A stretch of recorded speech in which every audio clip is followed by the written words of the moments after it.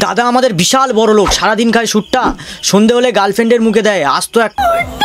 গেমের নামে লোক ঠকিয়ে করছে অনেক সুখ, তাই তো লজ্জাতে দেখাতে পারছে না গার্লফ্রেন্ডের মুখ। তো কেমন আছো সবাই? আমি বলুন না, আমার শরম করে। তো গাইস আজকে একটা বড় লোকের ছেলে নিয়ে কথা বলবো। বুঝতেই তো পারছো আজকাল টাকা যার কাছে পুলিশ তার কাছে। তাহলে ভাবো কত রিস্কে আছি আমি। ও মা গো, আমি কিছু করিনি, আমি আর ভিডিও করবো না, আমি আর কোনোদিন কাউকে নিয়ে রোস্ট করবো না। ও মা, অ্যাম্বুলেন্স যাচ্ছিল। তোমরা কি ভাবলে আমি ভয় পেয়েছি? আমি একদম কোনোদিন ভয় পাই না, আমি একদম ভয় পাইনি। গাইস জেলে যেতে হবে, কিন্তু একে নিয়েই আমি রোস্ট করব। তো চলো দেরি কিসের, শুরু করা যাক।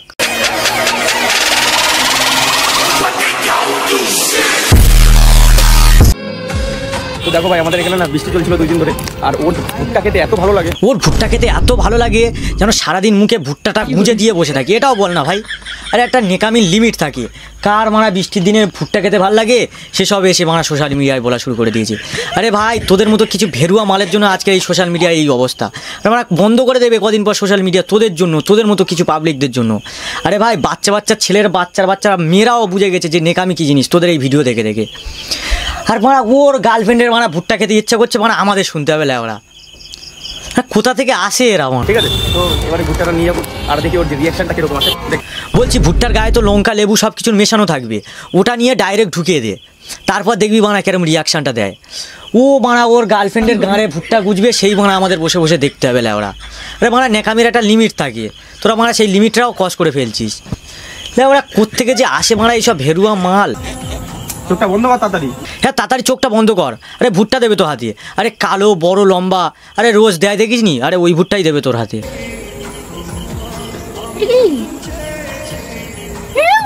কি মানা এমন করছে যেন মানার ভুট্টা কি জিনিস জানে না।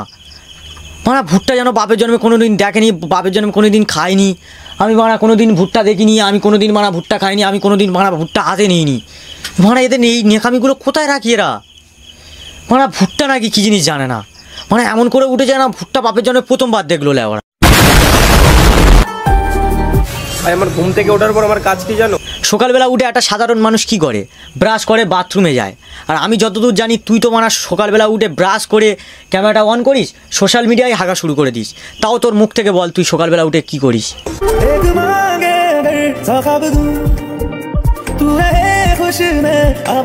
সকালে উঠে আমার সবার প্রথম কাজ কি দেখ?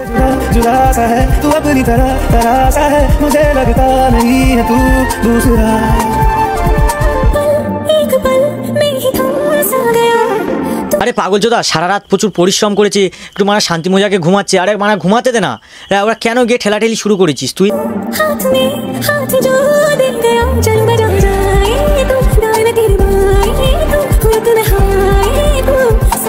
এই মানা ব্রাশ না করে খাওয়া শুরু করে দিয়েছি। তাই তো বলি সারাক্ষণ মাস্কটা কেন পরে থাকি, যাতে গন্ধটা বাইরে না যায়। তো দেখো একটা জিনিস দেখো। কি রে, এটা কি নিচ্ছিস? এটা নেবো না, এটা নেবো। হ্যাঁ মানে তোর গার্লফ্রেন্ডের ওই দুটোর মধ্যে ক্যামেরা ঢুকিয়ে দে। এখন কিছু সংখ্যক লোক বলবে যে নিজের চাউনি বদলাও। আরে মানে সামনে যদি এনে এরকমভাবে দেখায়, আর আমরা দেখলেই দোষ।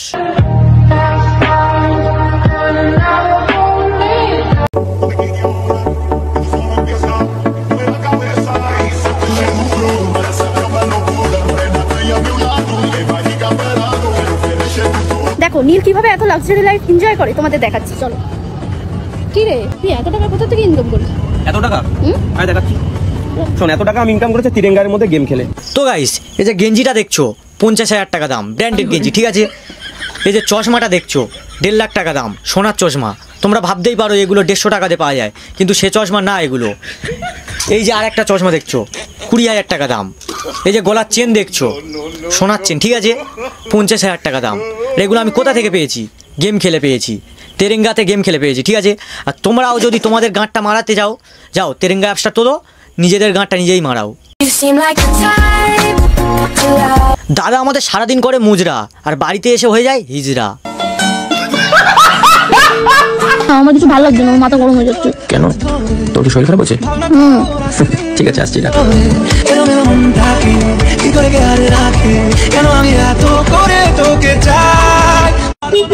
দাঁড়া আছি।